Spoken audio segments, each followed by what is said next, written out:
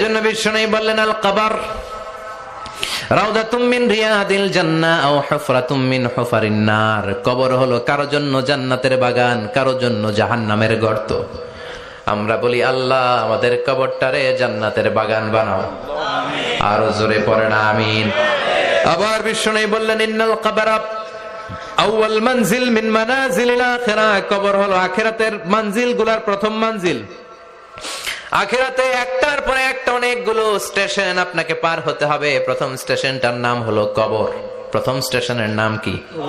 এই কবর নামক স্টেশনে যদি আপনি মাফ পেয়ে যান, সামনের সব স্টেশনগুলোতে মাফের ব্যবস্থা করবে কে? আল্লাহ। আর কবর নামক স্টেশনে যদি ধরা খেয়ে যান, আপনার মায়ের আছে না নাই? লাশটাকে যখন রাখা হয়, লাশটা চিনে কে আমারে রাখলো, কে আমাকে ধৌত করলো, কে আমারে কাফন পড়ালো। এজন্য কবরের আযাব থেকে বিশ্বনবী পানাহ চেয়েছেন। বিশ্বনবী বলেছেন আল্লাহুম্মা ইন্না নাউযু বিকা মিন আযাবিল কবর।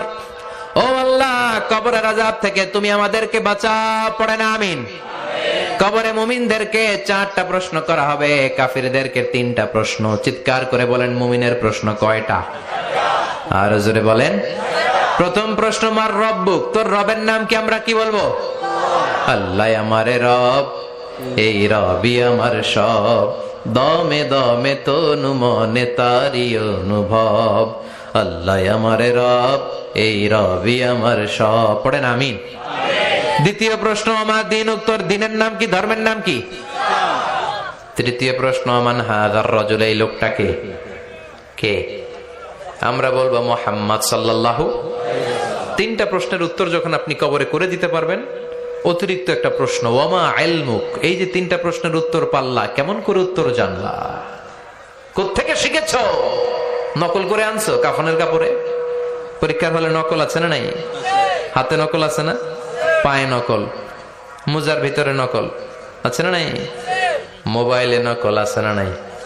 নকল থেকে আল্লাহ তুমি বাঁচাও। আরো আস্তে কোন আমিন। কিভাবে জানলা? কেমন করে 3টা প্রশ্নের উত্তর শিখলা? What is the source of your knowledge?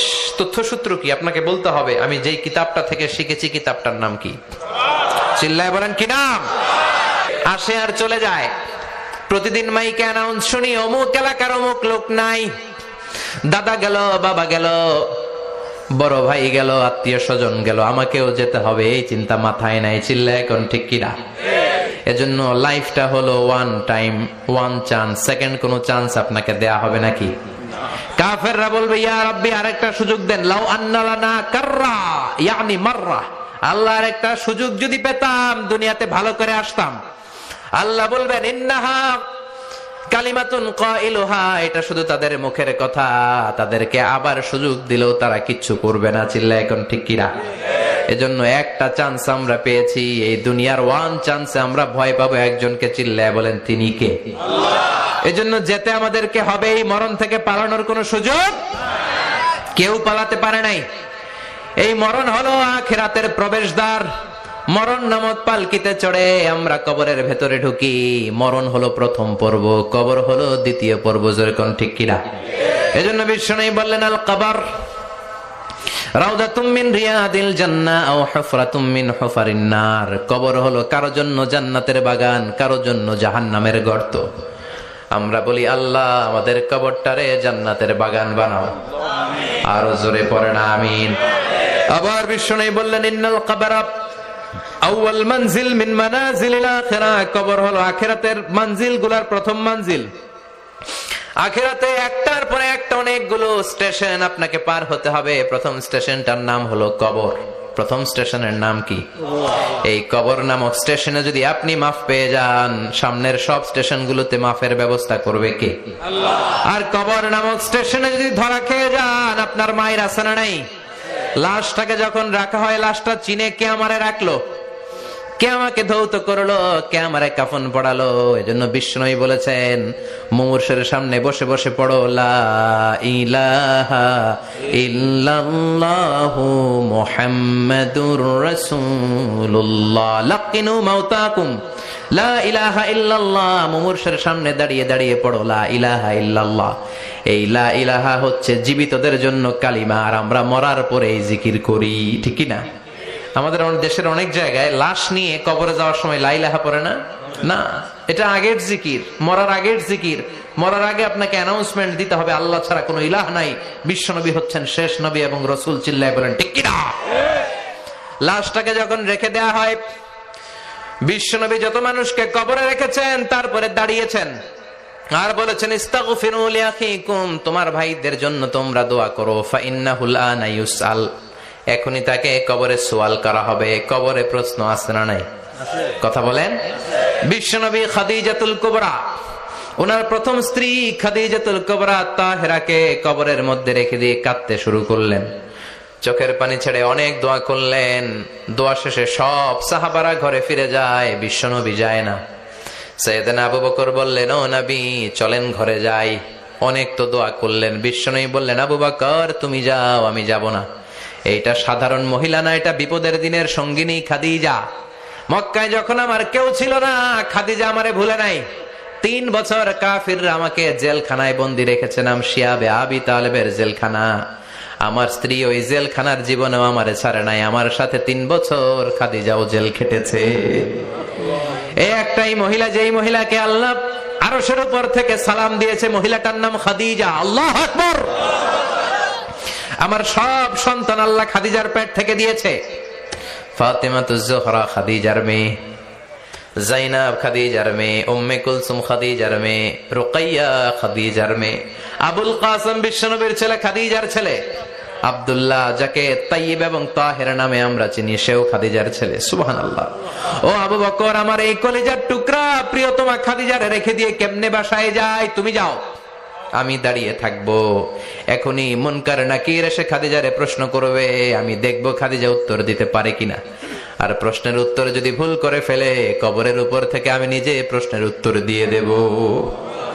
সাইয়েদনা জিবরাইল বললেন, নবী আপনারা দাঁড়িয়ে থাকার দরকার নাই, আবু বকরের সাথে ঘরে চলে যান। আল্লাহ জানিয়ে দিয়েছে খাদিজার কবরের প্রশ্নে যদি কোনো সমস্যা হয়, আরশের উপর থেকে খাদিজার প্রশ্নের জবাব আল্লাহ নিজে দিয়ে দিবে। এজন্য কবরের আযাব থেকে বিশ্বনবী পানাহ চেয়েছেন। বিশ্বনবী বলেছেন, আল্লাহুম্মা ইন্না নাউযু বিকা মিন আযাবিল কবর। ও আল্লাহ, কবরের আযাব থেকে তুমি আমাদেরকে বাঁচাও। পড়েন আমিন। কবরে মুমিনদেরকে 4টা প্রশ্ন করা হবে, কাফিরদেরকে 3টা প্রশ্ন। চিৎকার করে বলেন, মুমিনের প্রশ্ন কয়টা? আর জোরে বলেন। প্রথম প্রশ্ন, মার রব্বুক, তোর রবের নাম কি? আমরা কি বলবো? আল্লাহ আমারে রব, এই রবি আমার সব, দমে দমে তনু মনে তারি অনুভব। আল্লাহ আমারে রব, এই রবি আমার সব। পড়েন আমিন। দ্বিতীয় প্রশ্ন, আমার দিন, উত্তর দিনের নাম কি? ধর্মের নাম কি? তৃতীয় প্রশ্ন, আমান হাযার রাজুল, এই লোকটাকে কে? আমরা বলবো মুহাম্মদ সাল্লাল্লাহু। 3টা প্রশ্নের উত্তর যখন আপনি কবরে করে দিতে পারবেন, অতিরিক্ত একটা প্রশ্ন, ওয়ামা ইলমুক, এই যে 3টা প্রশ্নের উত্তর পাল্লা, কেমন করে উত্তর জানলা? কোত্থেকে শিখেছো? নকল করে আনছো কাফনের কাপড়ে? পরীক্ষার হলে নকল আছে না নাই? হাতে নকল আছে না?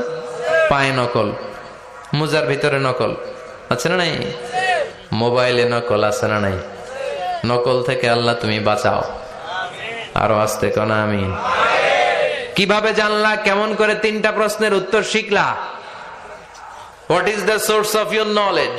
তথ্যসূত্র কি? আপনাকে বলতে হবে, আমি যেই কিতাবটা থেকে শিখেছি কিতাবটার নাম কি? চিল্লায় বলেন, কি নাম? এই কিতাবটা হলো কোরআন। আপনাকে বলতে হবে, কোরআন থেকে আমি শিখেছি, বিশ্বনবীর হাদিস থেকে আমি শিখেছি। 4টা প্রশ্নের উত্তর যখন পারবেন, ফেরেশতারা বলবে আহলান সাহলান, খোশ আমদের, কংগ্রাচুলেশন, বাহ বাহ, তুমি তো চমৎকার পেরেছো। ফায়ুফসাহু লাহু কবরুহু 70 যিরাআন, মুমিন বান্দার কবরটা 70 হাত লম্বা করে দেয়া হবে। ইফতাহু লাহু বাবুন ইলাল জান্নাহ, জান্নাতের দিকে তার কবর থেকে একটা দরজা বানিয়ে দেয়া হবে। জান্নাতের সুঘ্রাণ ঠান্ডা বাতাস এসে তার কবরের ভিতরে ঢুকতে শুরু করবে।